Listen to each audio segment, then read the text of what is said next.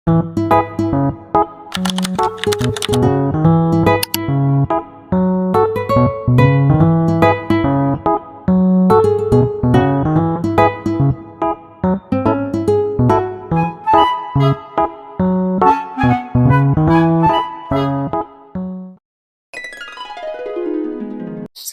warahmatullahi wabarakatuh. Saya Misna Apriani, Prodi PGSD Universitas Terbuka semester 6. Yang melakukan praktikum IPA yaitu yang berjudul Gerak pada Tumbuhan tentang Seimonasli. Nah, alat dan bahan yang akan kita gunakan pada hari ini yaitu putri malu ya, dan garis, pena dan buku, tas, stopwatch. Ya. Oke. Baiklah, pertama kita akan melakukan dengan sentuhan halus dulu.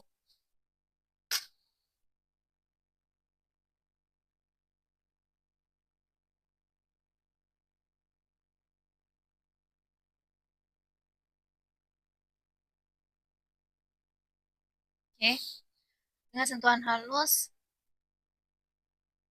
10 detik yang dibutuhkan untuk dia menutup dengan sempurna. Sekarang dengan sentuhan sedang ya.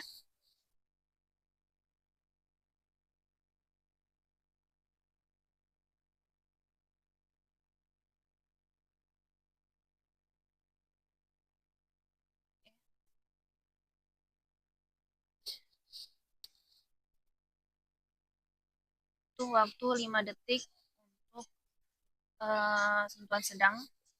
Kemudian kita akan menggunakan mistar sebagai sentuhan kasar.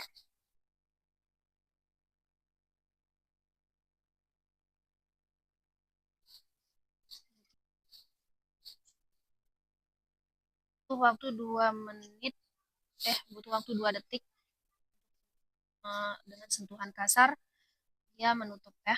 Baiklah, dari praktikum tadi kita dapat memberikan kesimpulan bahwa seismonasti yaitu merupakan reaksi alami dari tanaman terhadap rangsangan dari lingkungan sekitar. Tumbuhan putri malu atau Mimosa pudica sendiri merupakan tumbuhan yang bereaksi terhadap rangsangan atau sentuhan dengan cara mengatupkan daunnya, sehingga daun tampak seperti layu ketika disentuh atau terkena rangsangan dari lingkungannya. Nah, dari praktikum tadi dapat dilihat perbedaan dari setiap rangsangan yang diberikan ya.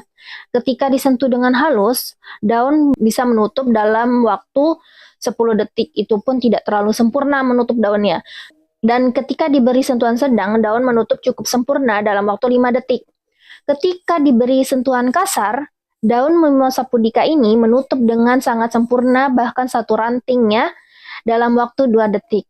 Dari sini kita bisa mengetahui bahwa semakin kasar atau semakin besar sentuhan yang diberikan terhadap Mimosa pudica ini, maka daunnya juga semakin cepat untuk menutup dan semakin sempurna untuk menutup, sehingga tampak seperti layu. Nah, demikianlah penjelasan dari saya. Semoga bermanfaat. Terima kasih. Assalamualaikum warahmatullahi wabarakatuh. Saya Misna Apriani, Prodi PGSD Universitas Terbuka, ingin melakukan praktikum gerak pada tumbuhan yaitu Nyctinasty. Tujuan dari praktikum ini adalah mengamati gerak Nyctinasty pada tumbuhan putri malu atau Mimosa pudica. Nah, di sini saya sudah menyiapkan alat dan bahannya yaitu kardus dan 2 putri malu. Yang ini nanti akan saya tutup dengan menggunakan kardus, sedangkan yang ini saya biarkan terbuka. Pengamatan akan dilakukan selama setengah jam. Nah, kita tutup dengan menggunakan kardus. Dimulai sekarang ya.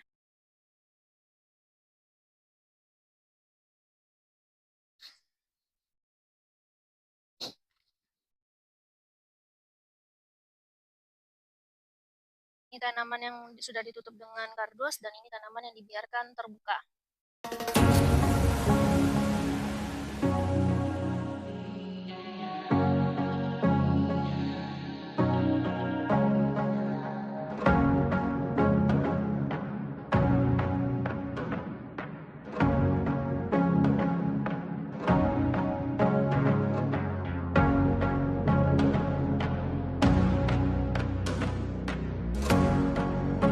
Baik teman-teman, sekarang waktu sudah menunjukkan 30 menit ya.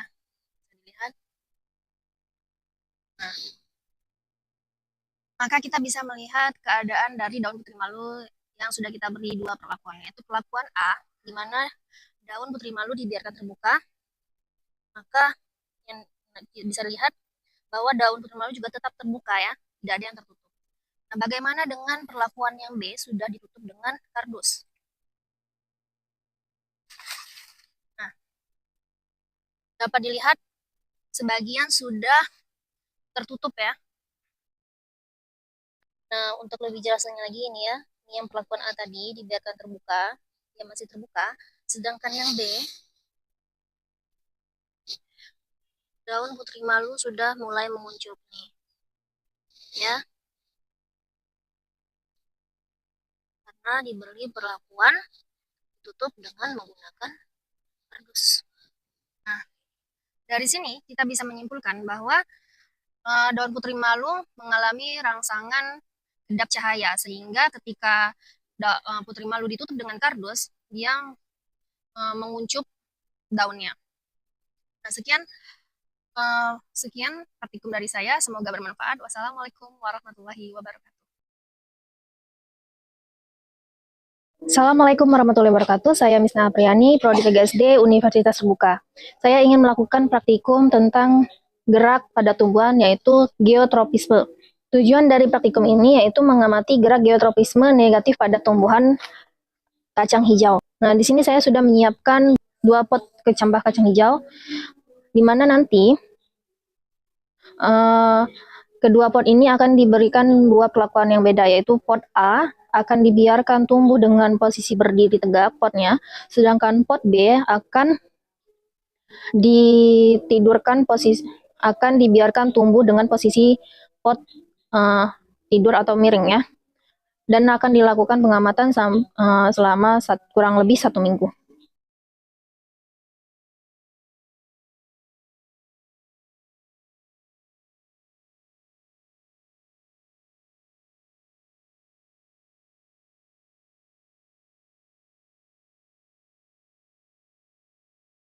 Baiklah, ini sudah hari kelima dari pengamatan gerak geotropisme pada tumbuhan. Nah, di sini untuk perlakuan yang A sudah terlihat ya, kalau dia tumbuh ke atas dan akarnya juga tumbuh ke bawah. Seperti umumnya tumbuhan hidup ya. Ini pot tanaman yang sudah diberi perlakuan dengan ditidurkan. Nah, dapat dilihat bahwa batangnya bergerak menjauhi gravitasi bumi, sehingga walaupun ditidurkan, tanamannya tetap tumbuh menghadap ke atas, tidak lurus ataupun tidak ke bawah ya.